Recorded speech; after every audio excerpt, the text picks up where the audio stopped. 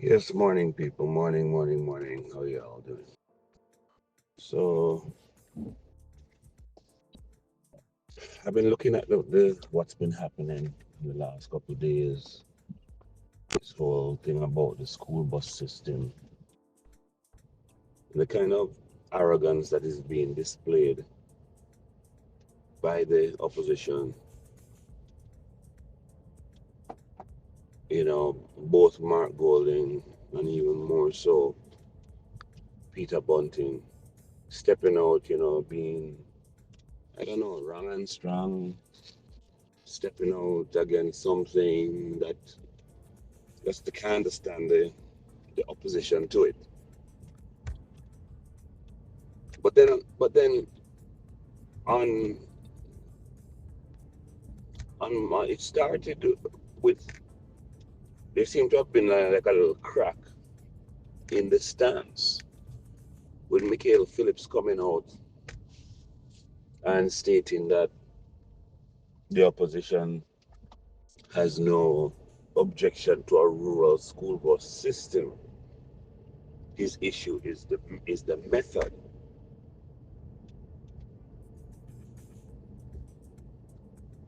And then having Peter Bunting come out in stronger opposition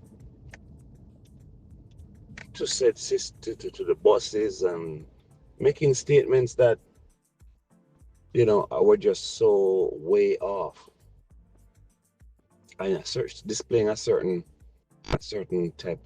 arrogance, which is troubling because if Peter Bunting doesn't have a seat in the parliament, I mean he's an appointed senator. He didn't have to face an electorate to get that position. If he doesn't have a seat and he's being this arrogant, what would happen if Peter Bunting actually had a seat?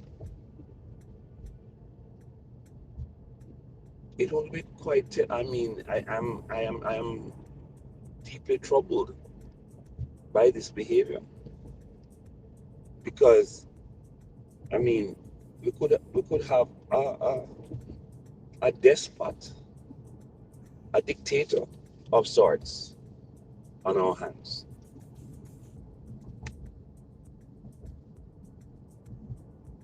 It is not a good look. It is also it is actually uh, it does not bode well.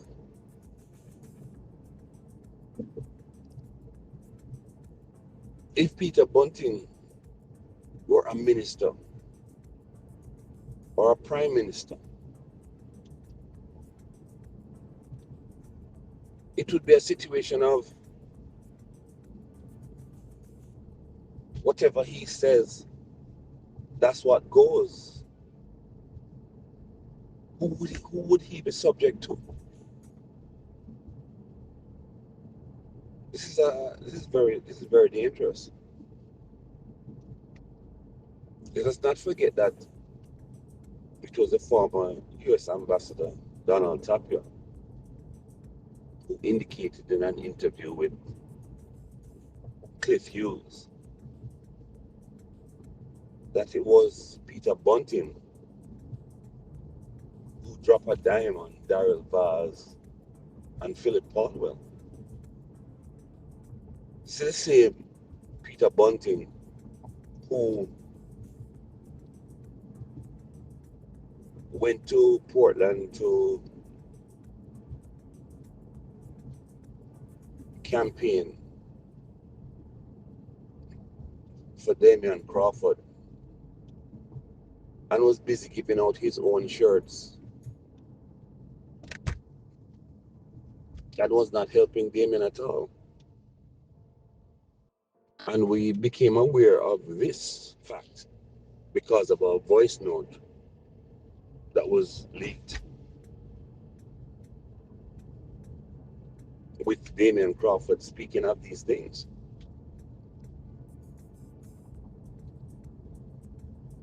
It's the same Peter Bunting who challenged Dr. Peter Phillips a year before the election of 2020, who had polls done showing how Peter Phillips couldn't win and that he would have been the better choice.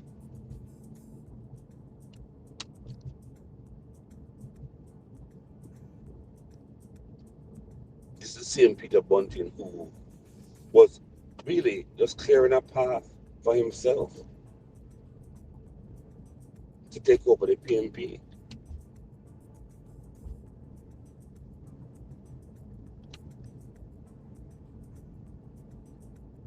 And once Peter Phillips got polls that emboldened him and make him feel as though he was going to win the 2020 elections, he came out and made a statement for which he then had to back, saying he would resign as the party president if he did not win in 2020. And so said, so done.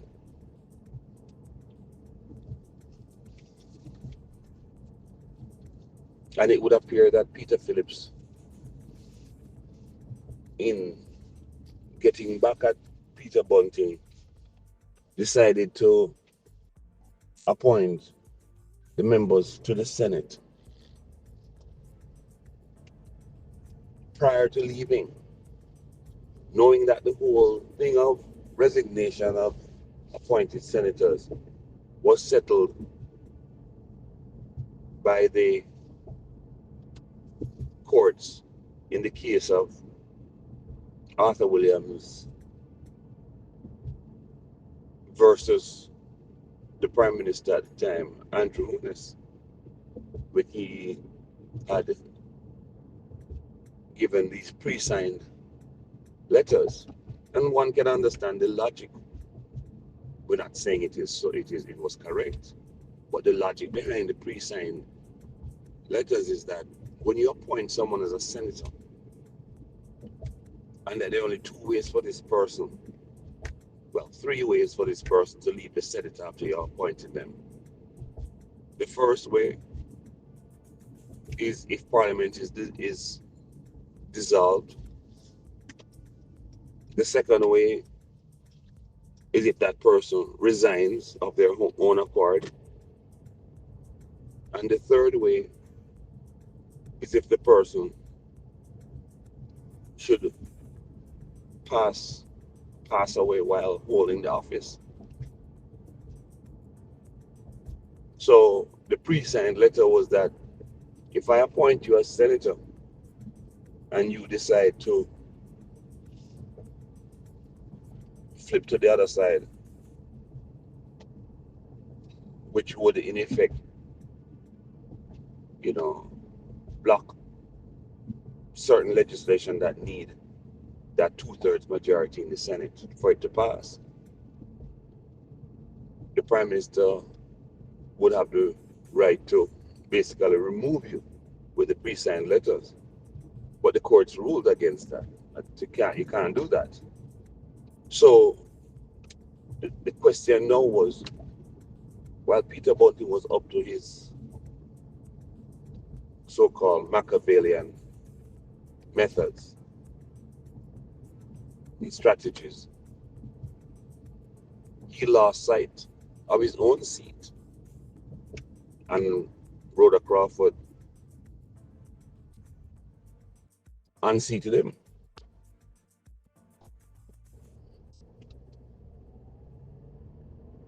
So he now needed a way to get back into the public space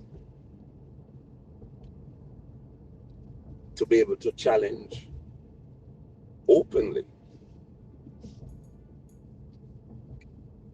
his disagreement with the government. So what does he do? He drops a dime again, which is his, seems to be his skill set. He drops a dime on Norman Horn, revealing, leaking that Norman Horn, who Peter Phillips had offered a senatorship, but Norman Horn hadn't quite accepted just yet. But Peter Bunting drops this dime on him about him having dual citizenship,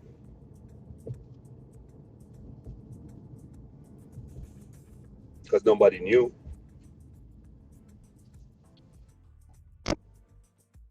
And so Norman Horn had to step aside, which left now an opening, because none of the other persons were of the mind to resign. And so this is how Peter Bunting gets into the Senate.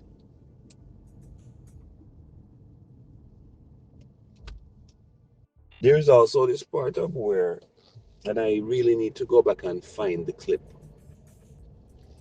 of Mark Golding indicating prior to the 2020 elections, prior to the whole runoff challenge that Peter Bunting made to Peter Phillips for the party leadership, that he did not wish to be prime minister, and understandably so, because he understood what skeletons he had in his closet, the things that he held dear to himself that he did not wish to give up. For example, his British citizenship, and then, of course, possibly Israeli citizenship. And this he would have obtained because all research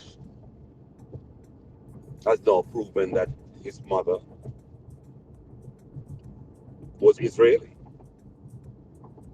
So he would have gotten British citizenship from his father and Israeli citizenship from his mother, because that's how it's done in Israel. See, this is what allows Jewish men to play the field,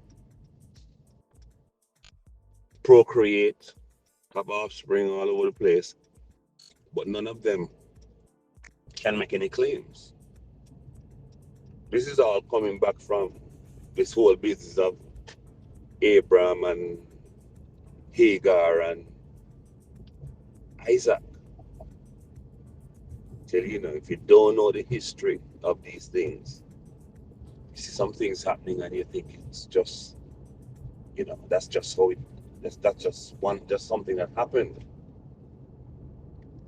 So they have basically tied up the whole business of citizenship in Israel, where you can only obtain it via your mother.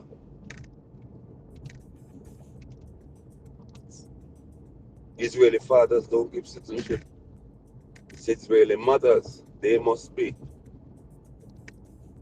Israeli in order for the children to be Israeli. So with all of that, you know, these things that are dear to Mark Golding, he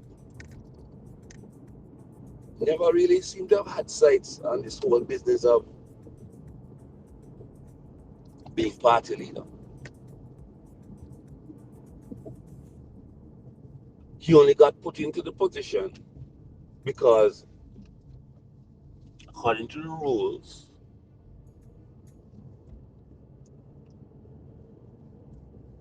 the party leader needs to be a member of parliament.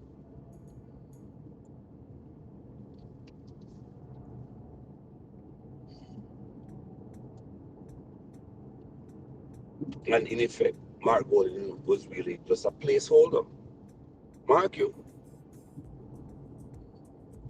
This may have created some kind of rift between him and Peter Bunting when he started making these very, being so strident about Mark Jefferson Golding being Prime Minister of Jamaica.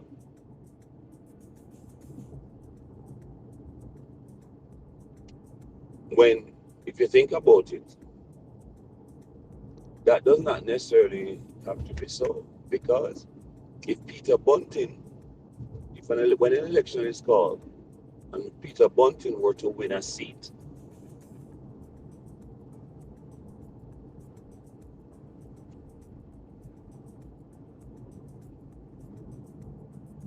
all that would be required is for Mark Golding to hand over the presidency of the party, resign as party leader, and make Peter Bunting. Because if I'm not mistaken, isn't there some precedence for that? When Portia became party leader, Portia had previously challenged PJ and lost to PJ. But when PJ was leaving,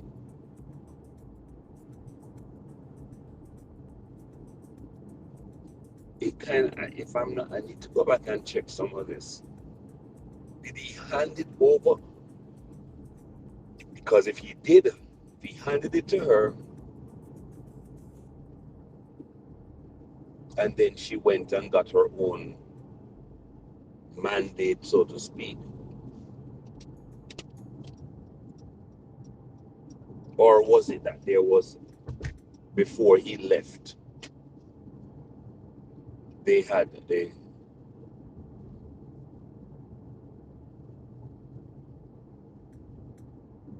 they had the they had that challenge or runoff.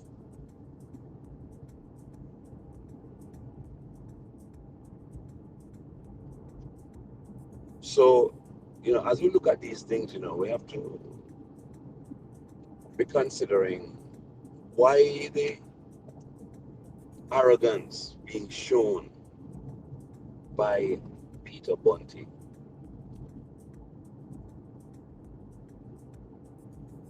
And then you start to have to wonder,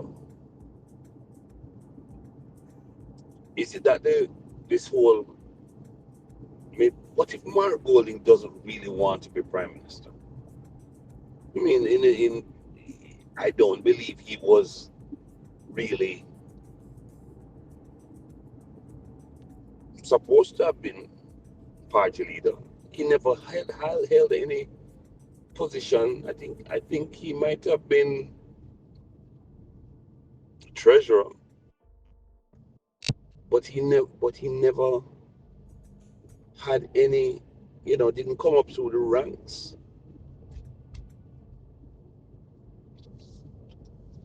So it is a little bit troubling with, this issue with Bunting.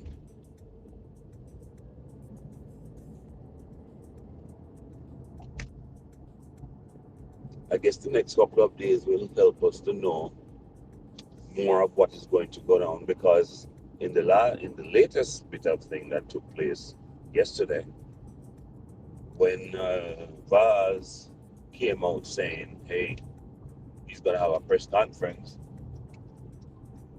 the PNP though put out a statement saying that they're in support of the rural bus system. But this is a position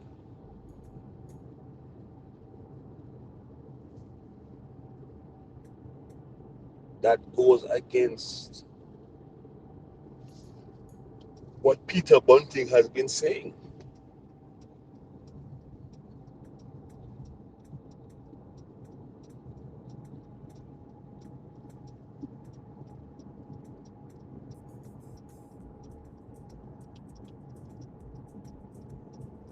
So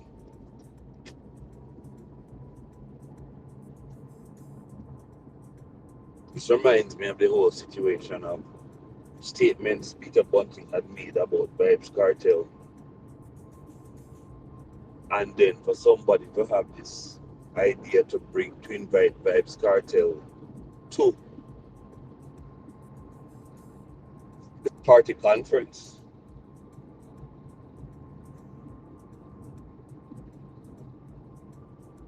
which was this move was most displeasing to Bunting.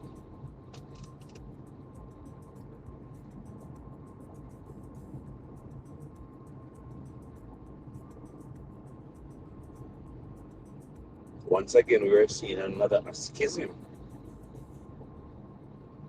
in the PMP, and this schism is occurring at a time when we are waiting for the Prime Minister to announce the election date.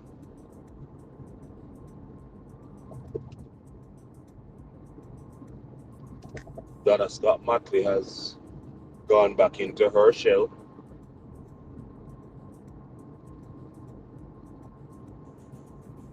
We see Damien pushing out his head again, trying to defend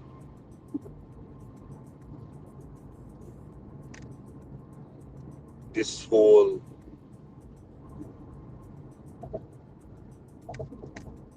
$20,000 students benefiting from a disbursement as their alternate plan to the rural bus system. I mean, PMP just seems to be all over the place. The message is fractured.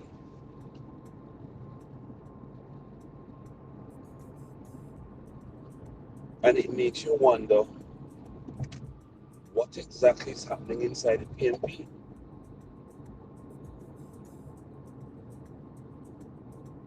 And all of this is before the election being announced, because we have no idea what goodies will be dropped on them.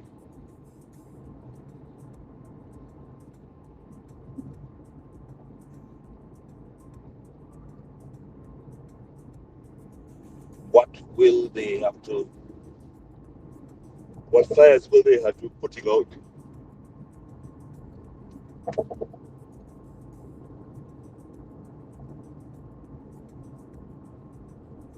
Because the ruling JLP has only really come out like in reference to some of the statements that they make.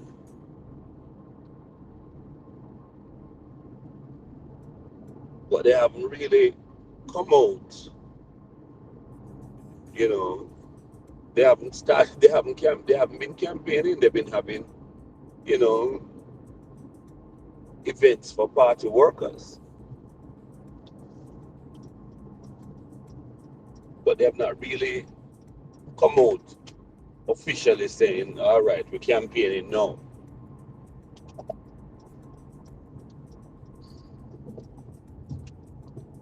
Got some interesting days ahead of us.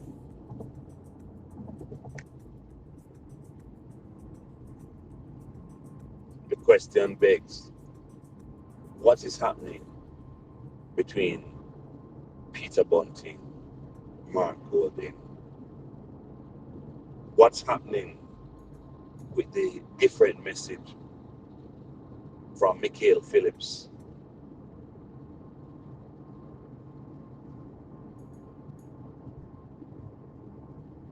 What's the real message of the PNP?